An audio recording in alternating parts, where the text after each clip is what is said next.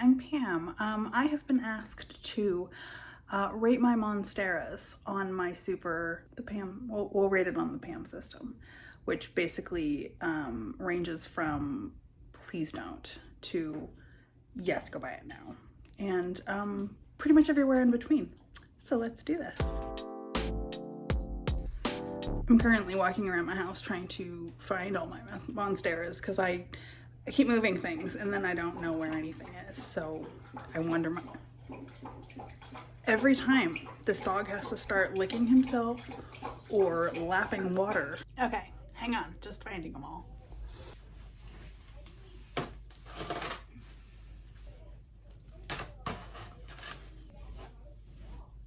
Okay, so let's talk Monsteras in general, shall we? And then I will go on to the important business of pitting them one against each other. So Monsteras are deep jungle plants. They like bright but like indirect bright light. They don't want the direct sun. They will burn very easily, and some of them easier than others. You don't want direct sun on these, but you definitely want them to have enough light. I think that's the only kind of tricky thing about Monsteras is getting their light right. But once you do, they, some of them are happy. So with Monsteras, again, they are technically epiphytic. Did I say that right? Probably not. I'm gonna pretend that I did though and be proud of myself, which means that they are plants that grow up and live on the sides of trees. So while their main roots are in the ground, they're also getting a large source of nutrients and moisture from their aerial roots. And that explains why, you know, Monsteras can get pretty crazy with their aerial roots. And actually, when they are wild and crazy, you have a couple of options.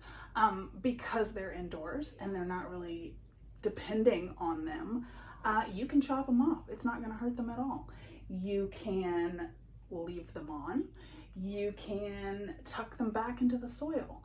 I used to tuck them back into the soil, and while it is a much neater method, well, here's what Frankie looks like. I tucked a lot of hers in. So it almost becomes more of like a support system for them, which can be really helpful. The only problem that I have with it is that I think that it makes you need to repot a lot faster because you're getting that many more roots growing and filling that pot that much faster. So, you know, I don't mind repotting them as you may have seen otherwise, but I really do love repotting. They're not super sensitive. They, which means that you can, I think I've watered everybody with regular, just happy water, and they've been fine. I really like humidity. Average house humidity is, you know, borderline for them. They'd appreciate a little bit more if that's a little bit of a mist, if that's a humidifier, if that's your thing. I give mine just kind of a little bit of a mist now and then. I mist their roots, which they love. So if you do keep them on, do that. They will thank you. All of these are vining plants, and so they're going to want something to climb. So I try to give that to them, and you'll see I've done that in a lot of really different ways. This is the ADANSONI. I have it on a much too small support, which I am going to actually change momentarily. I gave this little PERU a tripod to climb. It's not doing anything. It hasn't done anything since I bought it many months ago. Not one thing. It has gotten a little bit yellower. Monsteras in general, they're hungry. So if you give them plant food, that's a good thing to do regularly. I do my worm castings. I also throw in some extra fertilizer this time of year. Not too much, just a little bit. And the worm castings and stuff I do all the time, and they They like that a lot. Of course, I've been giving them rainwater, which doesn't hurt either. But we're getting into summer, which means that is quite literally dried up for me too. So we'll be finding other options around that for some of these picky bitches. But for everybody else, I'm gonna keep getting tap and pretending to like it. Thank you. What else do we have over here? The SILTEPECANA, which I have very mixed feelings about this little plant. It has never not had spider mites. I have killed them 18,000 times. I have done all of the things, but they love each other, and I have given up. So, we fight. Hold on. SILTEPECANAs are one of those that, you see a lot. They're very popular. I've seen them be quite expensive, which to me is asinine, and do not overpay for this plant, okay? Don't. It grows like a fucking weed. Like, no joke. It grows like a weed. I think this was like, yeah, these were some sticks that I cut up and I threw in water and they rooted, and now it's a little plant. So no, don't do it. The problem I had with these was light related, and they were getting too much. And so I ended up moving them to where they, I think, would normally be, which is at the base of another plant. And she is currently in there growing with Phyllis, and they're just besties in there, and they're just doing fantastic. And I don't know what's gonna happen. I don't know if this is a situation I'm going to have to like contain, or if we're gonna start climbing up. I don't know, but I'm really excited because I love this type of shit. I just like to see them do their thing and be there to. Is it what, SUBPINNATA? Something like that, SUBPINNATA. Yeah, just read. This one has been quite interesting. I definitely need to keep this one a little bit. The rest of the Monsteras really like to dry out quite a bit, like more than you would think before you water them again. They get root rot really easily. That's the only downside with all of these plants, really, is gonna be root rot. Just back off. Talking to myself too. This is one that I've noticed likes it a little bit on the moisture side. I really should keep the sphagnum in here wet, but I don't, because I don't. And it is starting to branch out though. Look, I've got new growth down here. This one's just really interesting. The leaves are they just feel different than the others. They're like a little thicker. I don't know, these all feel totally different, so I don't know what I'm talking about. It feels more philodendron to me for some reason than Monstera, and it's probably just the shape for whatever reason, but I am getting yellow tips on this one, which,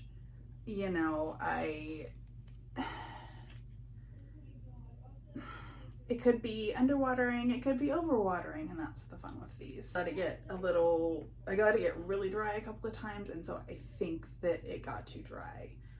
And so I'm just kind of playing it by ear right now and seeing how it goes. I trimmed some off. It was not doing anything. I was getting some runners.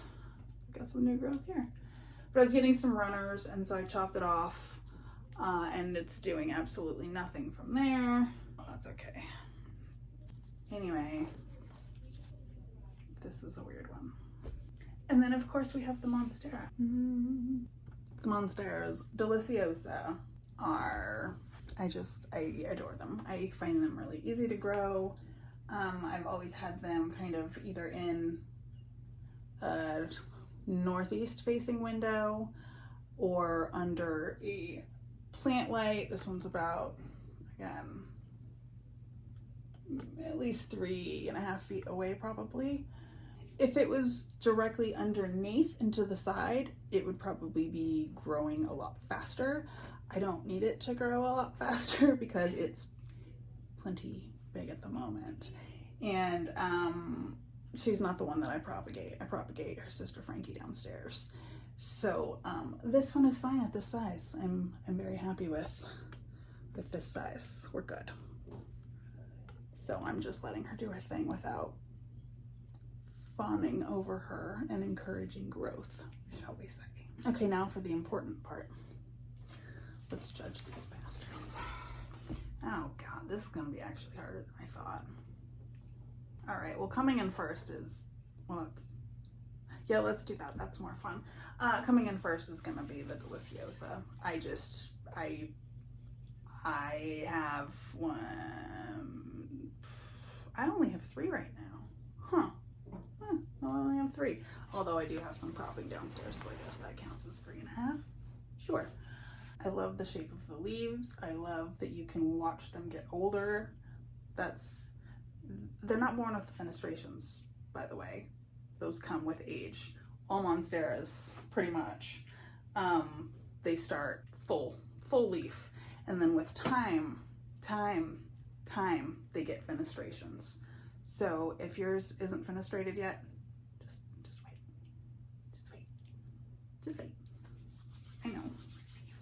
You could buy an older one if you want. But otherwise, just wait.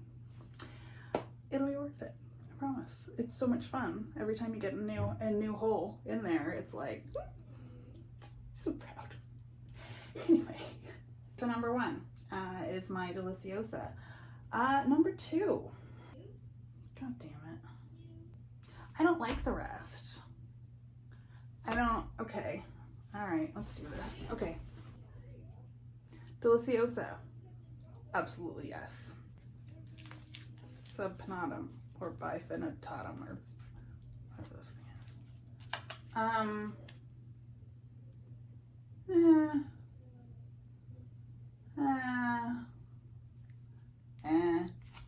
Monstera PERU.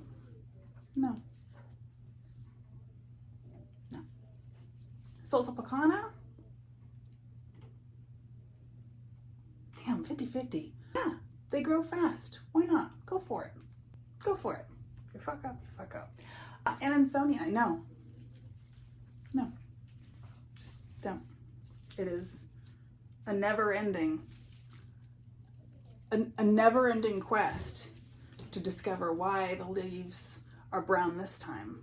And you never know, and then every one of them looks different. So it's not like it's the same thing. I mean, it possibly could be, but every fucked up plant, every fucked up leaf is like fucked up in a different way. So it's not like, oh, it's overwatering, obviously, or whatever. No. And then it grows all wonky, and it's always kind of limp, even when, no. Okay. Yes, PERU, no. SULTEPECANA, sure. And ADANSONI, I know. It's 5. If you have any questions about my rating system, you can ask and I'll make them an answer. Otherwise, I would love to hear your thoughts. And you are welcome to argue with me in the comments. Let's do it. I'd like to hear your favorites. And if there's another Monstera that I need to have, based on my likes here, I would love to know. So drop it in the comments, and I will talk to y'all later.